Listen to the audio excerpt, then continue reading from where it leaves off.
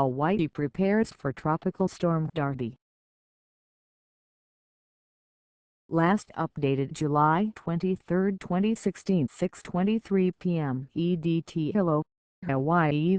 The National Weather Service has issued a tropical storm warning in Hawaii for Oahu, Hawaii and Maui counties in anticipation of Tropical Storm Darby, the first storm of the hurricane season.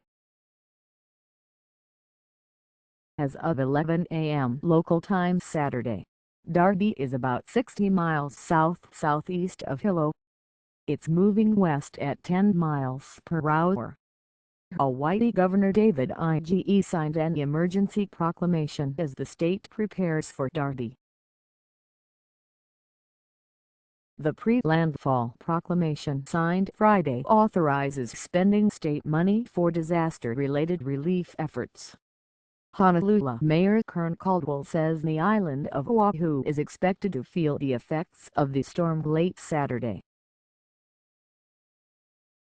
The National Hurricane Center says the storm may bring 10 to 15 inches of rain, with some areas receiving 20 inches, possibly producing life-threatening flash floods and landslides.